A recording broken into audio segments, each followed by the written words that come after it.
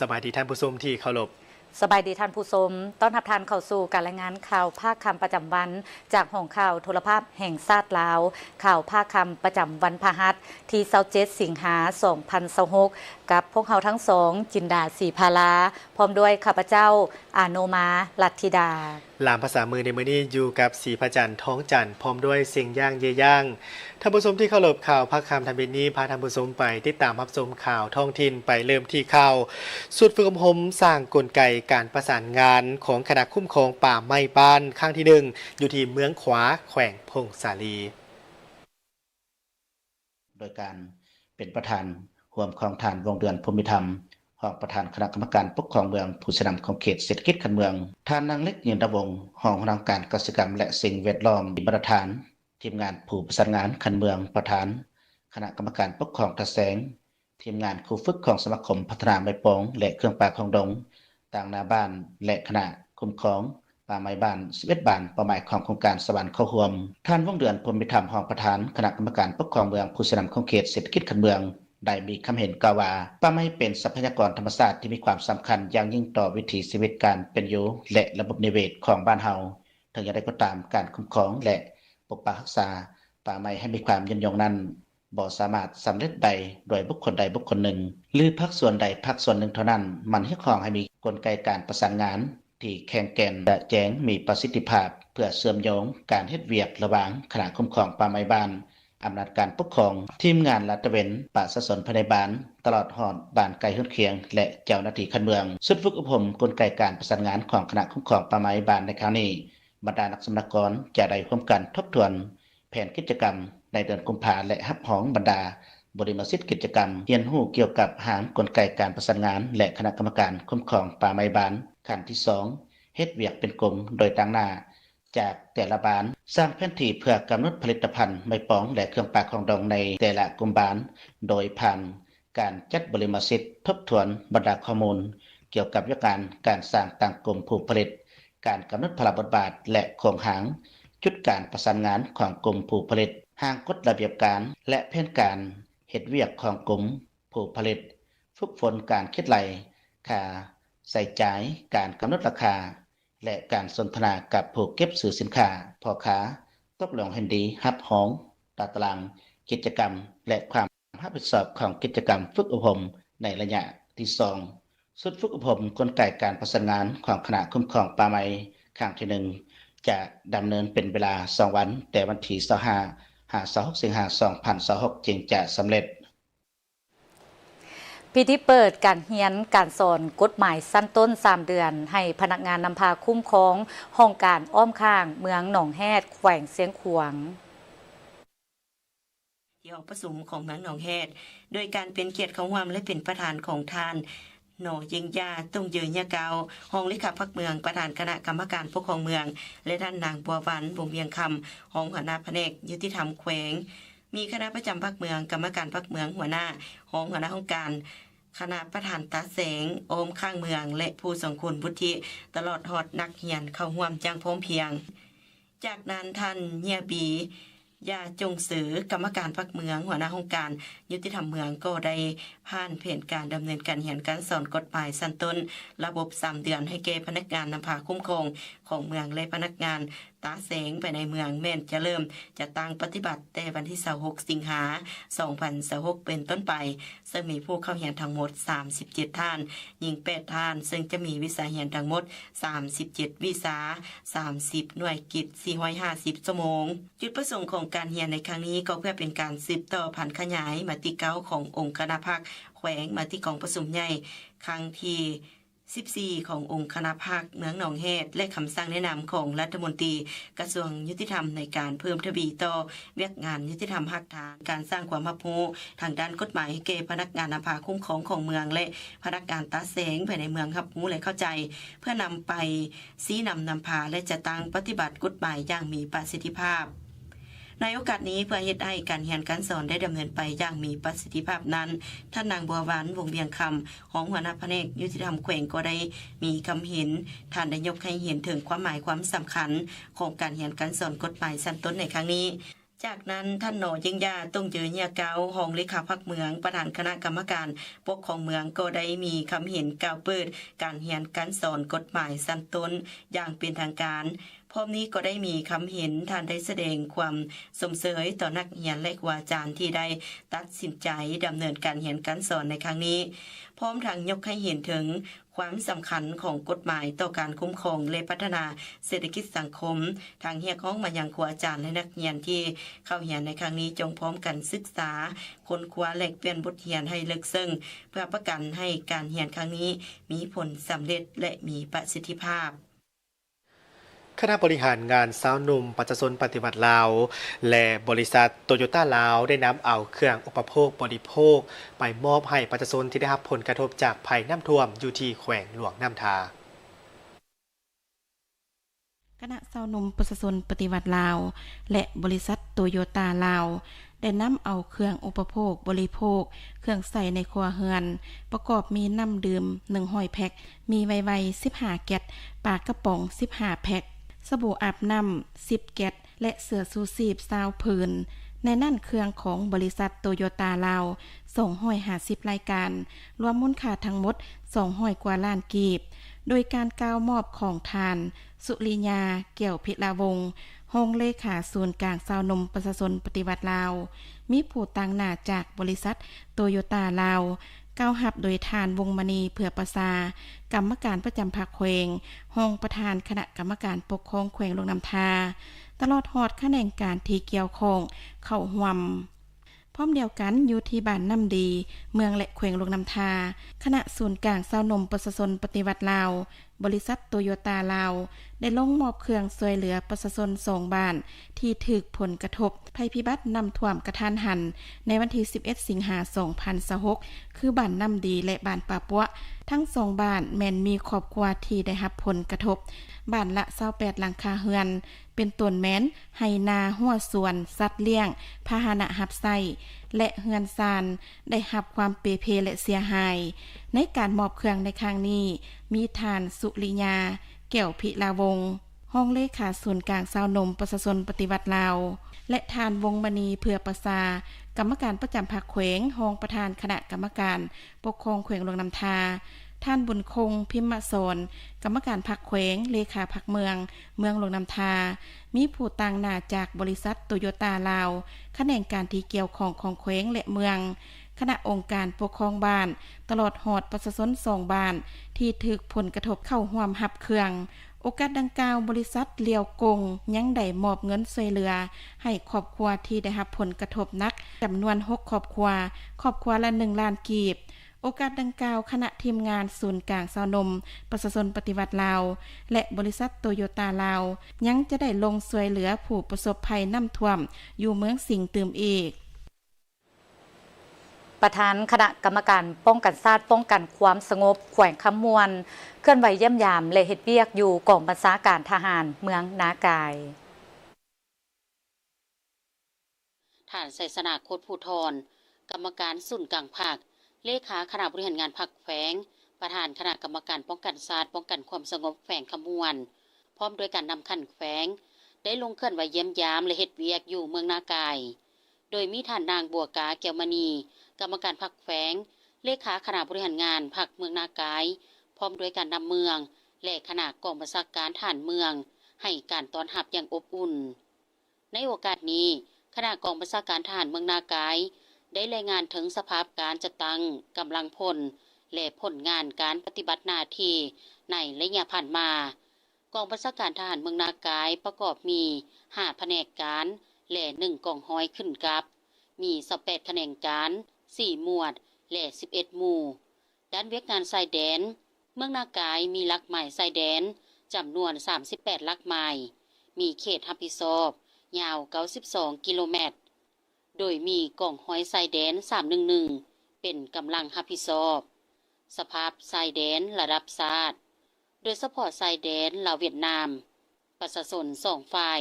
ยังมีการไปมาหาสู่กันตามปกติพร้อมกันนั้นกองบัญชาการ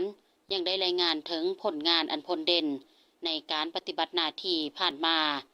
ทั้งเวียกงานโฆษณาศึกษาพรมการเกี่ยมความพร้อมสู่รบ และการรักษาความสงบตามแนวชายแดนพิเศษได้เอาใจใส่สกัดกั้นกลุ่มคนบ่ดีต้านปัญหาการพัวพันซื้อขายการเสพและการแพร่ระบาดของยาเสพติดพร้อมทางสกัดกั้นการลักลอบตัดไม้และการเก็บของป่าในการลงเคลื่อนไหวครั้งนี้ท่านไสสนาโคตรภูธรได้ให้เทศสีนำที่สำคัญในการสืบต่อพัฒนาเวียกงานในต่อหน้าเอาใจใส่เวียกงานศึกษาพรมกำลังพลอย่างเป็นปกติพร้อมนี้ให้สุ่มใส่การเต้าโฮมความสามัคคีภายในกำลังสร้างความเป็นปึกแผ่นแน่นหนาของกลมกองบ่ให้เกิดมีปรากฏการณ์ย่อท้อต่างๆในคงเขตกำลังในฐานะที่เป็นกำลังของประชาชนทหารต้องยืนเคียงข้างประชาชนไกลชิดประชาชน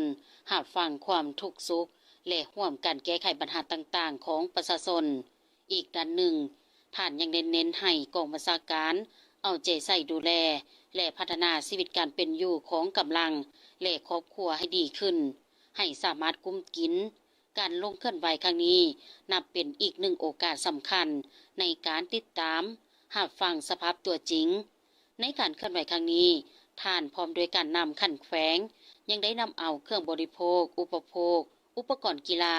และเงินจำนวนหนึ่งพร้อมด้วยรถCRจำนวน1 คันมามอบให้กองบัญชาการทหารเมืองนากายกองประชุมสัมมนาวิทยาศาสตร์ภายใต้หัวข้อเพิ่มทวีบทบาทการนำพาซี่นำของคณะพรรคขันเทิงต่อโรงเรียนการเมืองและการปกครอง6แขวงภาคใต้ประจำปี 2026โดยมีฐานห้องศาสตราจารย์ปริญญาเอกดาวสวรรค์เครือมีไซกรรมการซ้ำห้องศูนย์กลางภาคห้องหัวหน้าสถาบันการเมืองและการปกครองแห่งชาติเข้าร่วมเป็นประธานเข้าร่วมมีฐานวงเดือนจันทาบุตรเสียงกรรมการประจำพรรคแขวงหัวหน้าคณะจัดตั้งแขวงพร้อมด้วยหัวหน้าโรงเรียนการเมืองการปกครองจาก6แขวงภาคกลางภาคใต้บรรดาแขกถึกเชิญครูอาจารย์และนักศึกษาเข้าร่วมฐานห้องศาสตราจารย์ปริญญาเอกดาวสวรรค์เครือมีไซ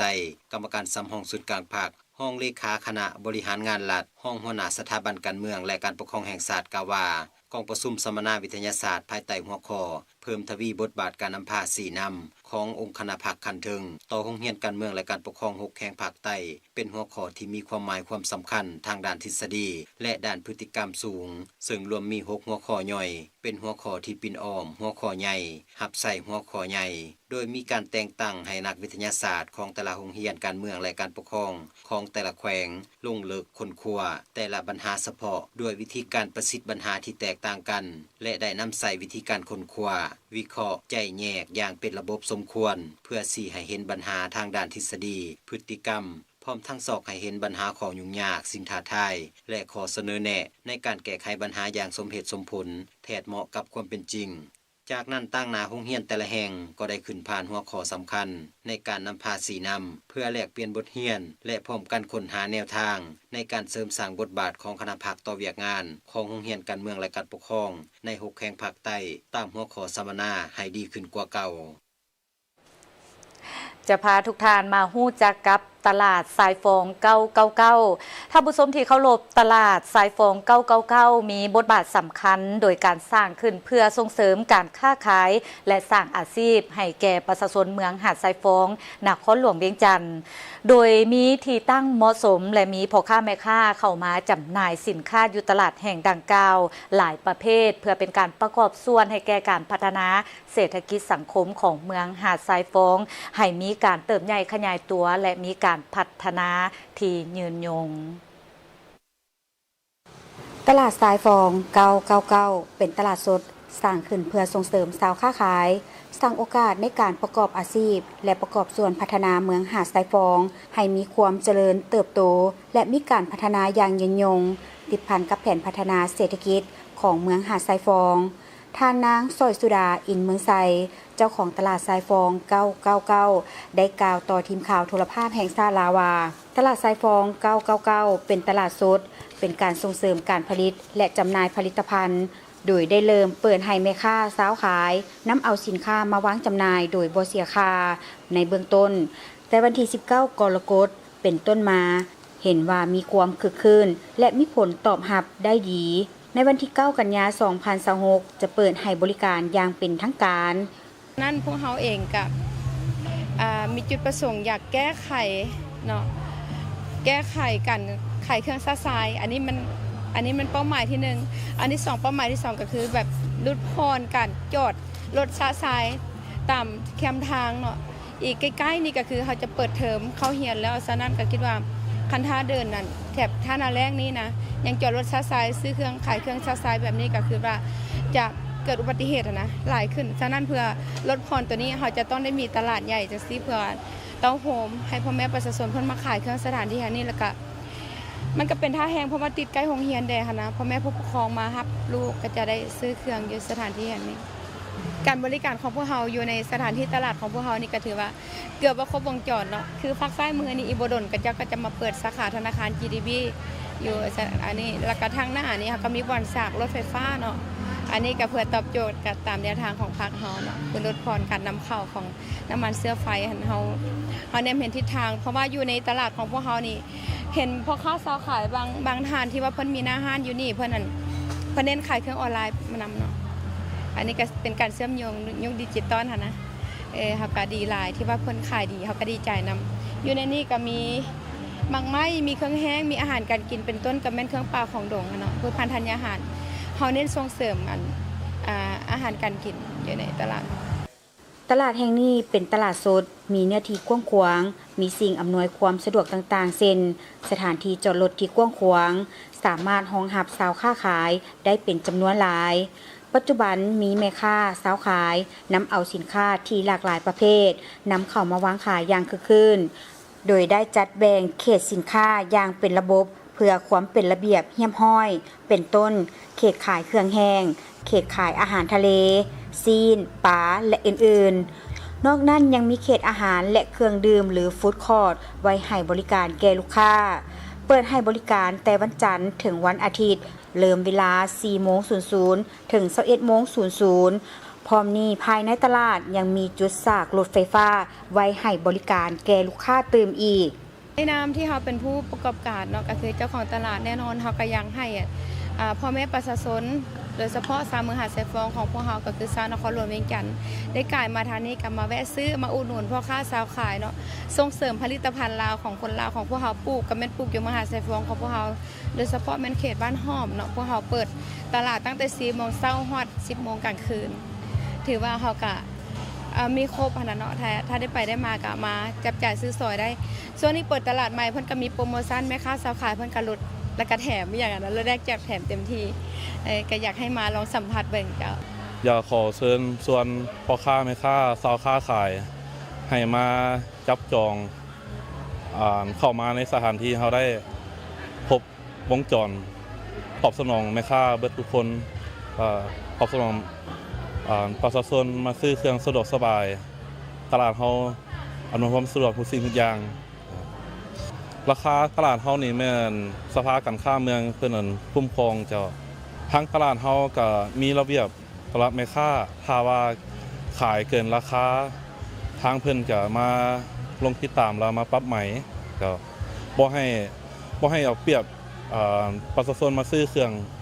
อันขายบักไม้ขายบักไม้อันทุกอย่างที่ว่าเกี่ยวกับอันนั้นผลิตภัณฑ์ของอันนั้นจูครัวกินเนาะเป็นบักไม้คันไผอยากเป็นซีฮับฮอกระตาบ่เฮ็ดอันหยังฮอกระตาเกี่ยวกับฮอกระตาบ่หรือว่านั่นหมักไม้เครื่องครัวนี้ไผอยากได้ก็มาแนะนำได้ตลาดอันสายฟองเก่าๆเนาะตั้งอยู่ตรง4เมืองหาดสายฟองนครหลวงเวียงจันทร์ใต้ความมิตรภาพนะเจ้าตลาดแห่งนี้ได้ส่งเสริมชาวค้าขายและสร้างอาชีพให้แก่ประชาชนภายในเมืองหาดทรายฟองแล้วทั้งเป็นการประกอบส่วนแก้ไขจัดสรรการค้าขายของบรรดาพ่อค้าแม่ค้าแบบซาซายให้เป็นระเบียบเรียบร้อยลดพรการจอดรถแบบซาซายตามแคมทางทั้งเป็นการยกระดับการพัฒนาเมืองหาดทรายฟองก็คือนครหลวงเวียงจันทร์ให้สวยงามสร้างแห้งดึงดูดให้แขกแก่แขกทั้งภายในและต่างประเทศมาเที่ยวชมเบิ่งวิถีชีวิตการเป็นอยู่ของคนลาวให้นับมือนับลายขึ้นนอกนั้นภายในตลาดยังสร้างตั้งห้องการสภาการค้าและอุตสาหกรรมเมืองหาดทรายฟองขึ้นเติมเพื่อเต้าโฮมผู้ประกอบการธุรกิจภายในเมืองให้มีความเข้มแข็งและยืนยง การตั้งซื้อตลาดสายฟอง999เพื่อเสื่อมโยง3ฝ่ายคือ9ที่1เสื่อมโยงการท่องเที่ยว9ที่2เสื่อมโยงยุคดิจิตอลและ9ที่3เสื่อมโยงความเชื่อตัวเลขที่เป็นสิริมงคลค่ำคูณได้มีกองประชุมทบทวนสนธิสัญญาว่าด้วยการเกิดห้ามระเบิดลูกวานหอบเวียนที่3ซึ่งจะมุ่งเน้นหาคาดหมายผลได้รับที่สำคัญเพื่อเป็นการกำหนดแนวทางและแผนงานระยะยาวในการรับมือกับภัยคุกคามจากระเบิดลูกวานพร้อมทั้งเป็นการยกระดับการช่วยเหลือผู้รอดชีวิตและการร่วมมือสากลอยู่ในหาคาดหมายที่ได้รับที่สำคัญก็เพื่อเป็นการหันเอาความหมายมั่นมาจะตั้งปฏิบัติตัวจริงมุ่งสร้างโลกที่ปลอดภัยจากการคุกคามของระเบิดลูกวานคาดหมายผลได้รับที่1แมนแผนปฏิบัติงานนครหลวงเวียงจันทน์โดยจะมีการรับฮอกเอาแผนดำเนินงานระยะ5ปีอย่างเป็นรูปธรรมเพื่อเป็นการกำหนดเป้าหมายที่สามารถวัดแทกได้อย่างชัดเจนสำหรับเวียกงานเก็บกู้ระเบิดและการสร้างความรู้เกี่ยวกับภัยคุกคามจากระเบิดคาดหมายที่2แมนแถลงการเมืองนครหลวงเวียงจันทน์ซึ่งเป็นการยืนยันถึงความหมายมั่นทางการเมืองระดับสูงของประชาคมสากลเพื่อทำการยึดมั่นหลักการห้ามนำใช้อาวุธระเบิดลูกวานอย่างเด็ดขาดและรักษาความศักดิ์สิทธิ์ของสนธิสัญญาคาดหมายที่3แม่นการทบทวนการจัดตั้งปฏิบัติและสถานะของสนธิสัญญา 2021-2026 เพื่อประเมินความคืบหน้าในการกำหนดสิ่งท้าทายและวางทิศทางบริมาสิทธิ์สำหรับอนาคตถึงว่าจะมีความคืบหน้าในด้านการเก็บกู้ระเบิดการช่วยเหลือผู้ถูกขอให้รวมไปถึงการร่วมมือกับสากลก็ตามแต่สิ่งท้าทายเหล่านี้ก็ยังสืบต่อเป็นอุปสรรคต่อการร่วมมือในการแก้ไขคาดหมายที่4แม้นเพื่อเป็นการเพิ่มทวีการช่วยเหลือผู้ถูกขอให้โดยรับประกันค้ำมั่นสัญญาระยะยาวภายใต้มาตราที่5สำหรับการฟื้นฟูสุขภาพร่างกายการปิ้นปัวทางด้านการแพทย์และการส่งเสริมการมีส่วนร่วมทางด้านเศรษฐกิจสังคมของผู้รอดชีวิตคาดหมายที่5แม่นยกระดับการร่วมมือกับสากลโดยการประสานเชื่อมโยงกันระหว่างประเทศที่ได้รับผลกระทบจากประเทศผู้ให้ทุนและคู่ร่วมพัฒนาภายใต้มาตรา6เพื่อรับประกันการสนองทุนร่วมมืออย่างยืนยงให้แก่เวียกงานการแก้ไขปัญหาระเบิดบ่อท่านแตกที่ยังตกค้างอยู่ในสปป.ลาวท่านผู้ชมในมื้อนี้27สิงหาคม2026คณะสื่อมวลชนคณะโฆษณาอบรมศูนย์กลางภาคพร้อมด้วย3องค์การจัดตั้งมหาชนคณะโฆษณาอบรมศูนย์กลางภาคเยี่ยมชมหอมูลเสื้อแนวลาวสร้างชาติอยู่บ้านเสียงยืนเมืองจันทบุรีนครหลวงเวียงจันทน์เนื่องในโอกาสเฉลิมฉลองวันสร้างตั้งแนวลาวสร้างชาติครบรอบ76ปีคือวันที่13สิงหาคมปี1950ถึง13สิงหาคม2026การเยี่ยมชมหอมูลเสื้อแนวลาวสร้างชาติในครั้งนี้นำพาคณะโดยท่านนางสิมณีแก้วแกนผู้อำนวยการใหญ่วิทยุกระจายเสียงแห่งชาติลาวพร้อมด้วย3องค์การจัดตั้งมหาชนคณะโฆษณาอบรมศูนย์กลางภาคโดยการต้อนรับของท่านนางแพงพันธ์บุพภาพรหัวหน้ากลุ่มโฆษณาศูนย์กลางแนวลาวสร้างชาติพร้อมด้วยคณะรับผิดชอบหอมูลเสื้อท่านนางแพงพันธ์บุพภาพรได้ยกให้เห็นประวัติความเป็นมามูลเสื้ออันสง่าราศีและผลงานที่พ้นเด่นในแต่ละระยะเริ่มแต่ปี1950ถึง1956แนวลาวอิสระปี1956หา1979แนวลาวหักชาติและปี1979ถึงปัจจุบันแนวลาวสร้างชาติพร้อมนั้นได้เยี่ยมชมวัตถุพันธ์รูปภาพที่เกี่ยวข้องซึ่งแสดงถึงประวัติความเป็นมามูลเสื้ออันสง่าราศีและผลงานที่โดดเด่นในแต่ละระยะการเยี่ยมชมหอมูลเสื้อแนวลาวสร้างชาติในครั้งนี้เพื่อให้คณะสื่อมวลชนพร้อมด้วย3องค์การจัดตั้งมหาชนคณะโฆษณาอบรมศูนย์กลางภาคได้เสื่อมซึมและเข้าใจแจ้งถึงมูลเสื้อประวัติศาสตร์ความเป็นมาแห่งการกำเนิดและการเติบใหญ่ขยายตัวของแนวลาวอิสระแนวลาวหักชาติและแนวลาวสร้างชาติตลอดระยะ76ปีติดพันกับภารกิจปกปักรักษาและสร้างสรรค์พัฒนาประเทศชาติพร้อมนี้เพื่อให้คนหุ่นหลังได้รับรู้ข้อมูลและมูลเสื้ออันพิละอาจหารของบรรดาผู้นำของการปฏิบัติลาวที่ได้เสียสละชีวิตและเลือดเนื้อเพื่อภารกิจรวมของประเทศชาติ ซึ่งได้กลายเป็นบทเรียนอันล้ำค่าไว้ให้คนรุ่นหลังได้เรียนรู้และเอาเป็นแบบอย่างในการเยี่ยมชมครั้งนี้คณะยังได้เข้าร่วมกิจกรรมถามตอบเพื่อรับของที่ระลึกจากคณะรับผิดชอบของอนุกรรมการโฆษณาขบวนการและย่องย้อเฉลิมฉลองวันสร้างตั้งแนวเราสร้างชาติครบรอบ76ปีหอมูลเสื้อแนวเราสร้างชาติได้เปิดนำไส้อย่างเป็นทางการในวันที่13กรกฎาคมปี2020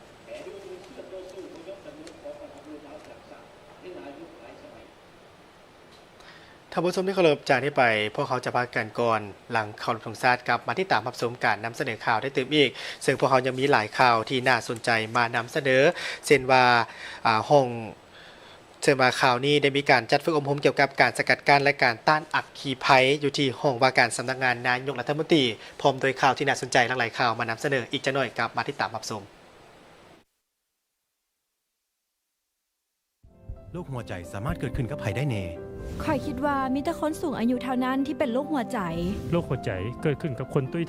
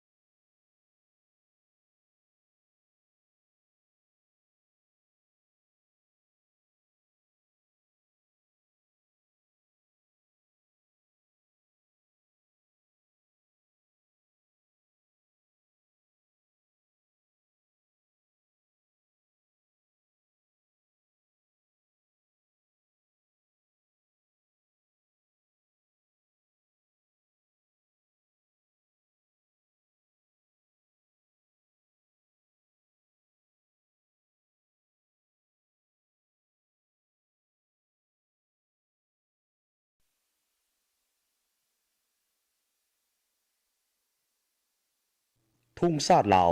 แม่นสัญลักษณ์แห่งสาธารณรัฐประชาธิปไตยประชาชนลาวสันติภาพเอกราชประชาธิปไตยเอกภาพวัฒนถาวรเ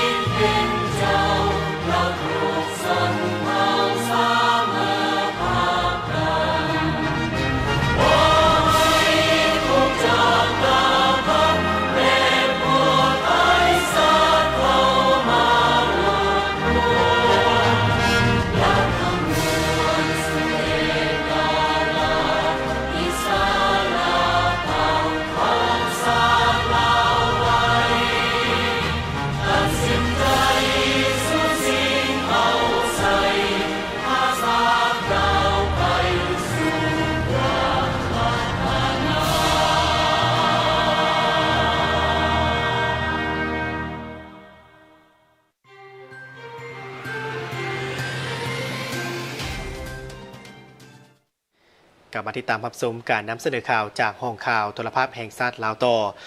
ไปที่แจ้งการจากกระทรวงการต่างประเทศพันธทานทองลุ้นศรีสุริตประธานประเทศแห่งสาธารณรัฐประชาธิปไตยประชาชนลาวจะเดินทางเข้าร่วมกองประชุมองค์การร่วมมือเซี่ยงไฮ้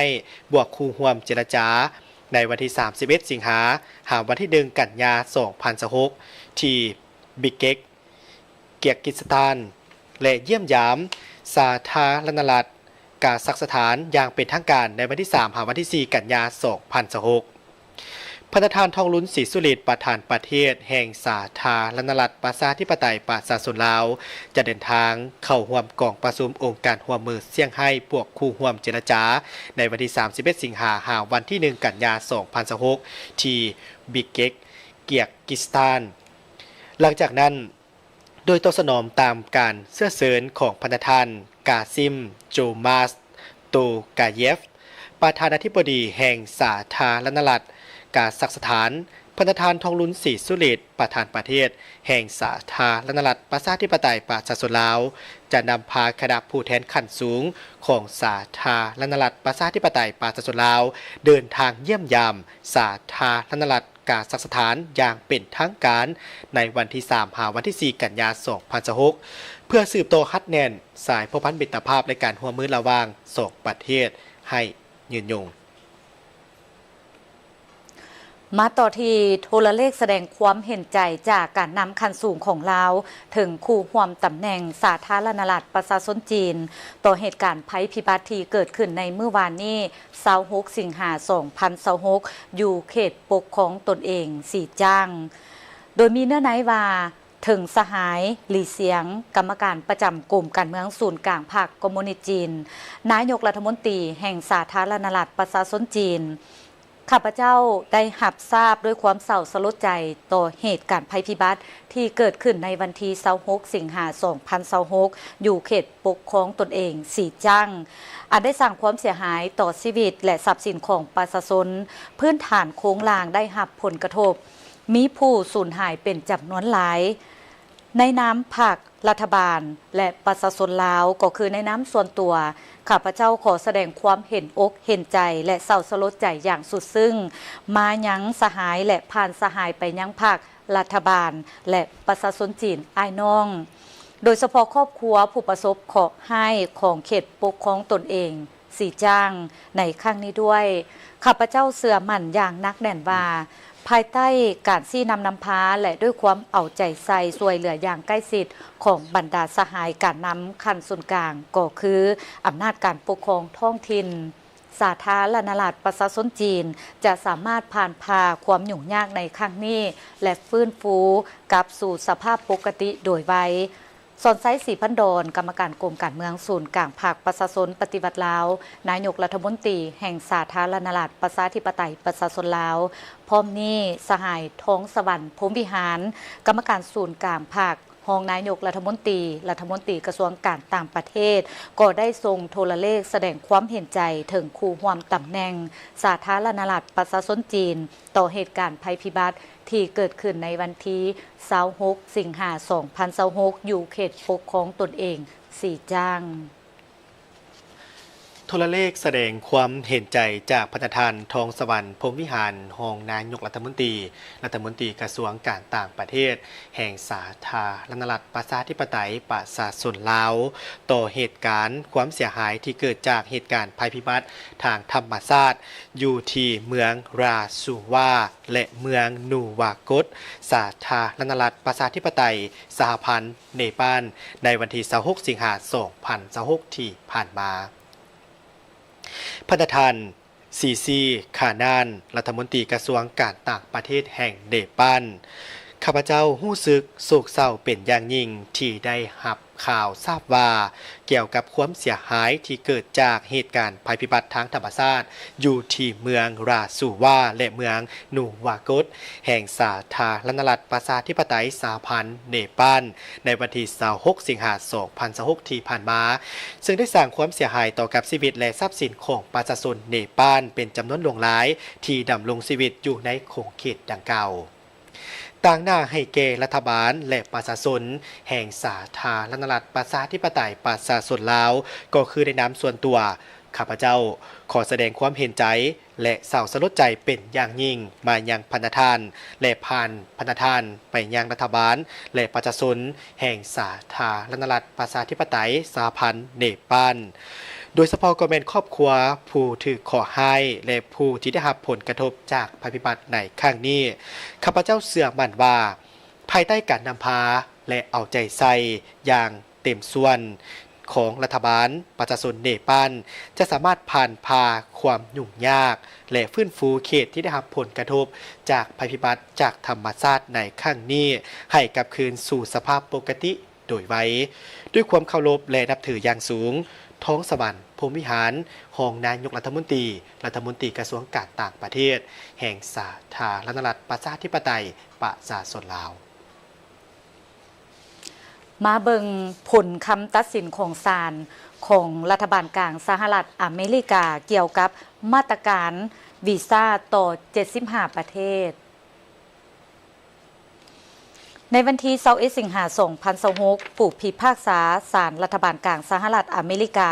ของนครนิวยอร์กได้มีคำเห็นตัดสินยกเลิกคำสั่งทางบริหารของประธานาธิบดีโดนัลด์ทรัมป์ที่สั่งโจ๊กการพิจารณาออกวีซ่าสำหรับผู้ยกย้ายถิ่นฐานหรืออาศัยอยู่อย่างถาวรต่อพลเมือง75ประเทศรวมทั้งสาธารณรัฐประชาธิปไตยประชาชนลาวโดยระบุว่านโยบายดังกล่าวเป็นการกระทำที่ขัดต่อกฎหมายเป็นการนำใช้อำนาจเกินขอบเขตของรัฐมนตรีกระทรวงการต่างประเทศและละเมิดกฎหมายว่าด้วยการเข้าออกเมืองของสหรัฐอเมริกานโยบายจำกัดวีซ่าดังกล่าวแม้นรัฐบาลสหรัฐอเมริกาได้ประกาศใช้แต่วันที่1 มังกร2026เป็นต้นมาซึ่งส่งผลกระทบต่อผู้สมัครขอวีซ่าจากหลายประเทศอยู่อเมริกาลาตินอาซีใต้อาเซียนเช่นไทยเมียนมากัมพูชาและลาวและอีกหลายประเทศอยู่แอฟริกาและตะวันออกกลางโดยอ้างเหตุผลว่าพลเมืองของบรรดาประเทศเหล่านั้นที่จะเข้ามาอาศัยอยู่อย่างถาวรอาจจะกลายเป็นภาระและมาสวยไส้สวัสดิการของรัฐซึ่งจะเป็นการสิ้นเปลืองงบประมาณปัจจุบันกระทรวงการต่างประเทศสหรัฐอเมริกายังบ่ทันแสดงทัศนะทางการและยังบ่ได้เปิดเผยว่าจะยืนคำอุทธรณ์ต่อคำตัดสินดังกล่าวหรือบ่คำตัดสินของศาลรัฐบาลกลางสหรัฐอเมริกาในครั้งนี้บ่แม่นการอนุมัติวีซ่าให้แก่ทุกคนจาก75ประเทศโดยอัตโนมัติแต่เป็นการสั่งให้ยกเลิกนโยบายการประเมินแบบกวมรวมตามสัญชาติซึ่งการพิจารณายังต้องได้ผ่านการประเมินเป็นรายบุคคลโดยเจ้าหน้าที่กงสุลตามระเบียบการของสหรัฐอเมริกาพร้อมเดียวกันนี้สำหรับวีซ่าผู้ยกย้ายถิ่นฐานหรืออาศัยอยู่อย่างถาวรที่กวมเอาวีซ่าสำหรับพี่น้องใกล้ชิดผัวเมียลูกพ่อแม่และอื่นๆของพลเมืองสหรัฐอเมริกา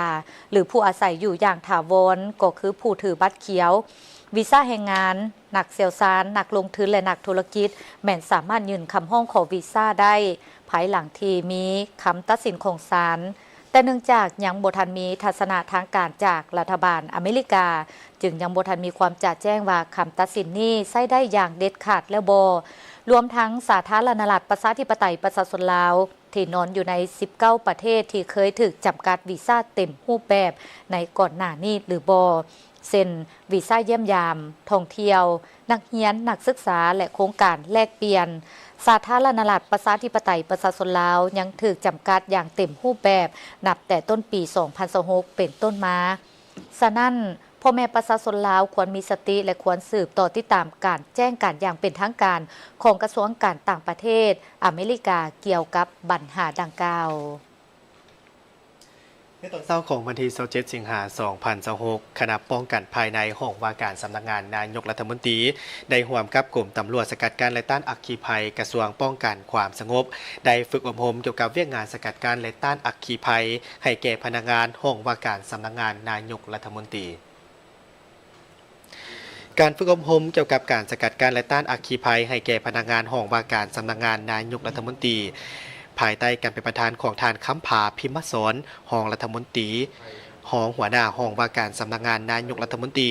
มีวิทยากรจากกลุ่มตำรวจสกัดกั้นและต้านอัคคีภัยกระทรวงป้องกันความสงบพร้อมด้วยบรรดาพนักงานรัฐกรเข้าร่วม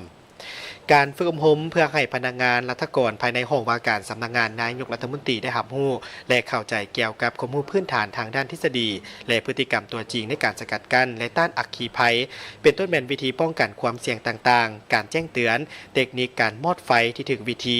การนำใช้เครื่องมืออุปกรณ์แต่ละชนิดเข้าในการมอดไฟการบำรุงรักษาอุปกรณ์มอดไฟการประสานงานมอดไฟการประเมินสถานการณ์ก่อนเข้าควบคุมเหตุการช่วยเหลือตนเองและคนอื่นอพยพออกจากพื้นที่ที่เห็นว่าเหตุการณ์อยู่เหนือความสามารถในการควบคุมและอื่นๆทางนี้ก็เพื่อแนะนำให้พนักงานรัฐกรความเอาอัตราส่วนหลายสามารถแก้ไขกรณีฉุกเฉินเกี่ยวกับปัญหาอัคคีภัยได้อย่างทันการนอกนั้นเพื่อได้รับรู้พันธหน้าที่ของพลเมืองลาวทุกคนที่ต้องสกัดกั้นและต้านอัคคีภัยก็คือปรากฏการณ์หย่อโทษต่างๆที่อาจจะเกิดขึ้นและระเบียบกฎหมายที่เกี่ยวข้องในโอกาสเดียวกันนี้ประธานกองประชุมได้ยกให้เห็นถึงบทบาทและความสำคัญของเวียกงานสกัดกั้นและต้านอัคคีภัยพร้อมทางเน้นหนักให้ผู้เข้าร่วมจงเพิ่มทวีความรับผิดชอบและเป็นเจ้าการในการเรียนรู้เอาเทคนิคด้านต่างๆให้สามารถนำไปจะตั้งปฏิบัติตัวจริงได้พร้อมนั้นห้องว่าการสำนักงานนายกรัฐมนตรีต้องได้กวดกาคืนบรรดาอุปกรณ์ดับเพลิงที่อยู่ในความรับผิดชอบปัจจุบันให้สามารถนำใช้ได้ปกติขึ้นแผนจัดซื้อเปลี่ยนแทนเพื่อรับประกันในการป้องกันเหตุที่อาจจะเกิดขึ้นภายหลังที่สำเร็จการฝึกอบรมด้านทฤษฎีแล้วคณะรับผิดชอบพร้อมโดยวิทยากรได้มีการสาธิตและให้ผู้เข้าร่วมปฏิบัติการมอดไฟตัวจริงอยู่สถานที่กำหนดไว้เติมอีกห้องรัฐมนตรีกระทรวงการต่างประเทศพบปะกับห้องรัฐมนตรีกระทรวงการต่างประเทศสาธารณรัฐประชาธิปไตยกงโกโดย2ฝ่ายได้ปรึกษาหารือเกี่ยวกับความเป็นไปได้ในการสร้างตั้งสายพันธ์การทูตระหว่างสาธารณรัฐประชาธิปไตยประชาชนลาวกับสาธารณรัฐประชาธิปไตยกงโก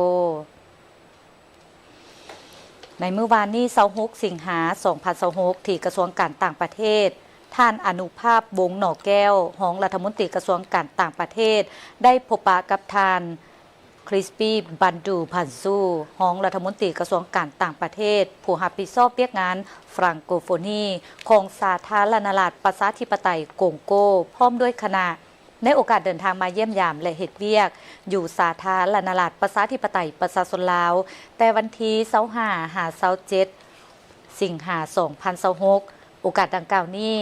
ท่านรองรัฐมนตรีกระทรวงการต่างประเทศก็ได้แสดงความยินดีต้อนรับอย่างอบอุ่นต่อการเดินทางมาเยี่ยมยามและเฮ็ดเวียกอยู่ลาวของท่านคริสปี้บันดูบันซูพร้อมคณะโดยได้ปรึกษาหารือเกี่ยวกับความเป็นไปได้ในการสร้างตั้งสายพันธ์การทูตระหว่างสาธารณรัฐประชาธิปไตยประชาชนลาวและสาธารณรัฐประชาธิปไตยกงโกในต่อหน้าพร้อมนี้ท่านรองรัฐมนตรีกระทรวงการต่างประเทศยังได้แจ้งให้ทางฝ่ายกงโกรับทราบเกี่ยวกับผลสำเร็จของการจัดตั้งปฏิบัติแผนพัฒนาเศรษฐกิจสังคมแห่งชาติซึ่งรัฐบาลลาวให้บุริมสิทธิ์แก่การพัฒนาพื้นฐานโครงล่างเพื่อการเสื่อมโยงเสื่อมจอดการพัฒนาชนบทเพื่อลดผ่อนความทุกข์ยากของประชาชนการเติบโตสีเขียวและเป็นมิตรต่อสิ่งแวดล้อมการหันเป็นดิจิตอลเพื่อสร้างการหันเปลี่ยนด้านการพัฒนาเศรษฐกิจสังคมรอบด้านไปสู่คุณภาพใหม่ความหมายมั่นเพื่อนำพาประเทศออกจากสถานภาพด้อยพัฒนาอิงตามการแนะนำขององค์การสหประชาชาตินอกจากนี้ท่านรองรัฐมนตรียังได้ตีราคาสูงต่อการพบปะและปรึกษาหารือระหว่าง2ฝ่ายในครั้งนี้เพื่อสร้างขอบการพัวพันร่วมมือระหว่าง2ประเทศในต่อหน้ารวมทั้งการร่วมมือในขอบเวียกงานฟรังโกโฟนีในโอกาสเดียวกันนี้ท่านรองรัฐมนตรีกระทรวงการต่างประเทศกงโกก็ได้แสดงความขอบใจต่อการต้อนรับอันอบอุ่นและตีราคาสูงต่อการปรึกษาหารือเพื่อสร้างขอบการร่วมมือระหว่างลาวและกงโกพร้อมทั้งให้ความหมายมั่นว่าจะสูงอยู่ให้มีการสร้างตั้งสายพันธ์การทูตระหว่าง2ประเทศในต่อหน้ารวมทั้งการร่วมมือในขอบเวียกงานฟรังโกโฟนี ห้องประธานคณะกรรมการปกครองนครหลวงเวียงจันทร์ได้โอ้ล้มต่อกองประชุมผู้บริหารการศึกษาและกีฬาทั่วนครหลวงเวียงจันทร์โดยเน้นให้ผู้บริหารการศึกษาทางภาครัฐและเอกชนทุกขั้นต้องยกสูงบทบาทและความรับผิดชอบของตนให้สูงขึ้นสำเร็จกองประชุมผู้บริหารการศึกษาและกีฬาทั่วนครหลวงเวียงจันทร์ 2025-2026 โดยการเข้าร่วมของท่านนางวิไลวรณ์จันทรตีรองประธานคณะกรรมการปกครองนครหลวงเวียงจันทร์ท่านนางลีปาเอียลีบัวเปาหัวหน้าแผนกศึกษาธิการและกีฬานครหลวงเวียงจันทร์มีห้องหัวหน้าแผนกหัวหน้าโครงการห้องหัวหน้าโครงการศึกษาธิการและกีฬาเมืองพร้อมด้วยการโรงเรียนมัธยมภาครัฐและภาคเอกชนเข้าร่วมกองประชุมในครั้งนี้ได้พร้อมกันทบทวนผลสำเร็จและรับรู้สิ่งคงค้างเพื่อถอดถอนบทเรียนค้นคว้าวิธีการแก้ไขเพื่อความเป็นเอกภาพการในการวางทิศทางแผนพัฒนาเวียกงานการศึกษาให้มีคุณภาพในสุขเรียนที่ผ่านมานี้จากนั้นท่านนางวิไลวรณ์จันทรตีได้เน้นหนักหลายปัญหาที่สำคัญเพื่อให้ผู้บริหารการศึกษาทางภาครัฐและเอกชนให้ยกบทบาทและความรับผิดชอบของผู้บริหารการศึกษาทุกขั้นเพราะผู้บริหารการศึกษาบ่แม่นเพียงแต่ผู้สร้างการแต่ต้องเป็นผู้นำพาแนวคิดเป็นแบบอย่างสร้างแรงบันดาลใจและกล้าที่จะเปลี่ยนแปลงวิธีการเพื่อนำพาครูและนักเรียนมีวิสัยทัศน์เพื่อปรับปรุงการเรียนการสอนให้ได้มาตรฐานและมีคุณภาพวางทิศทางและเวียกงานจุดสุมเป็นแผนงานที่ชัดเจนส่งเสริมการนำไส้อิเล็กทรอนิกส์เข้าในการบริหารเวียกงานและการเรียนการสอนเพื่อเพิ่มประสิทธิภาพเอาใจใส่ยกระดับความรู้ความสามารถของครูอาจารย์อย่างต่อเนื่องและเป็นระบบการมีส่วนร่วมของชุมชนเพื่อสร้างความเข้มแข็งในการร่วมมือระหว่างโรงเรียนผู้ปกครองและชุมชนคณะพัฒนาศึกษาขั้นบ้านปลุกระดมให้เด็กน้อยได้เข้าเรียนอย่างทั่วถึงลดพรอัตราการปราการเรียนสร้างสภาพแวดล้อมและเอื้ออำนวยความสะดวกในการจัดการเรียนการสอนสมทบกับทุกภาคส่วนที่เกี่ยวข้องสุ่มใส่ในการแก้ไขบรรดาจุดสุมและคาดหมายที่ยังบ่บรรลุโดยการแบ่งขั้นและแบ่งความรับผิดชอบให้จะแจ้งสืบต่อสุขยู่ในการสร้างโรงเรียนตัวแบบคุณภาพโรงเรียนเขียวสิ่งแวดล้อมดีแข่งขันนวัตกรรมการถามตอบวิทยาศาสตร์การสร้างนักเรียนขันเมืองขันนครหลวงและระดับชาติในให้หลายขึ้นกว่าเก่าสืบต่อฝึกอบรมครูซับซ้อนครูให้ถึกสั้นถึกสายและส่งเสริมนักเรียนที่เรียนจบม.7 เข้าเรียนครูเพื่อแก้ไขการขาดแคลนครูแต่นี่ไปหาอนาคตปรับปรุงกลไกการเฮ็ดเวียกการประสานงานให้มีความคล่องตัวเพื่อเป็นการติดตามและสุขอยู่นักเรียนที่อยู่ห่างไกลจากสิ่งเสพติดและปรากฏการณ์ย่อท้อต่างๆเพราะว่าการพัฒนาการศึกษาบ่แม่นเวียกที่เฮ็ดสำเร็จได้ภายในมื้อหนึ่งมื้อเดียวแต่ต้องอาศัยความอดทนความเสียสละและความสามัคคีของทุกภาคส่วนในสังคมมาบางทีหลายภาคส่วนเข้าอวยพรเนื่องในโอกาสระลึกครบรอบ81 ปีวันสถาปนาสาธารณรัฐสังคมนิยมเวียดนามก็คือวันที่2กันยาปี1945ถึง2กันยา2026โดยการไปอวยพรครั้งนี้แสดงถึงการเป็นการเพิ่มทวีสายพัวพันมิตรภาพความสามัคคีพิเศษและการร่วมมือรอบด้านและหุ้นส่วนยุทธศาสตร์ลาวเวียดนามในตอนเช้าวันที่17สิงหาคมนี้ที่สถานทูตเวียดนามประจำลาวได้มีหลายภาคส่วนเข้าอวยพรวันชาติเวียดนามครบรอบ81 ปี2กันยายน1945หา2กันยายน2026ประกอบมีสหายวันศรีกัวมั่วกรรมการศูนย์กลางภาครองหัวหน้าคณะโฆษณาผมศูนย์กลางภาคสหายบุญเรือพันดานุวงศ์กรรมการศูนย์กลางภาคหัวหน้าคณะพัวพันต่างประเทศศูนย์กลางภาคท่านอนุภาพวงศ์นอแก้วรองรัฐมนตรีกระทรวงการต่างประเทศมีห้องว่าการศูนย์กลางภาคและภาคส่วนอื่นๆจำนวนหนึ่งได้เข้าอวยพรเช่นเดียวกันโดยการต้อนรับของสหายเวียนมิงเติม เอกอัครราชทูตวิสามัญผู้มีอำนาจเต็มแห่งสาธารณรัฐสังคมนิยมเวียดนามประจำลาวสำหรับแต่ละคณะที่เข้าอวยพรต่างได้กล่าวแสดงความย่องยอสมเสยและตีราคาสูงต่อพรรครัฐและประชาชนเวียดนามที่ญาติได้ผลงานอันใหญ่หลวงตลอดระยะ81ปีผ่านมาและตีราคาสูงต่อสหายเวียนมิงเติมที่ได้เป็นขวดต่อสำคัญในการเพิ่มพูนคูณสร้างสายพัวพันมิตรภาพความสามัคคีแบบพิเศษการร่วมมือรอบด้านและหุ้นส่วนยุทธศาสตร์ลาวเวียดนาม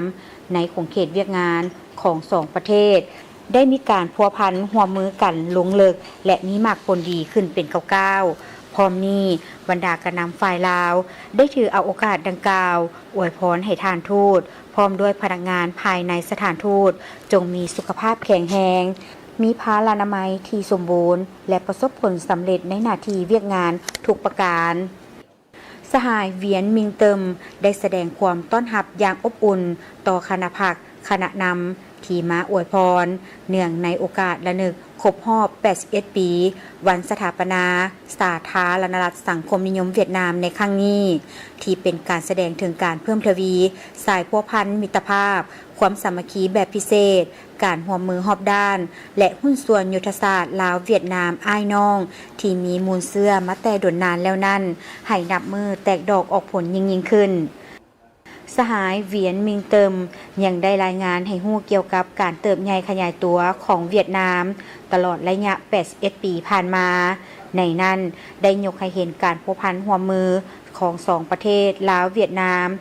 โดย2ประเทศได้มีการร่วมมือกันอย่างสนิทแน่นและลงลึกในหลายขงเขตเวียกงานและมีผลสำเร็จ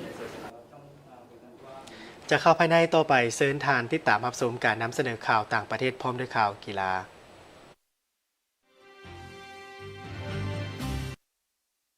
การระบาด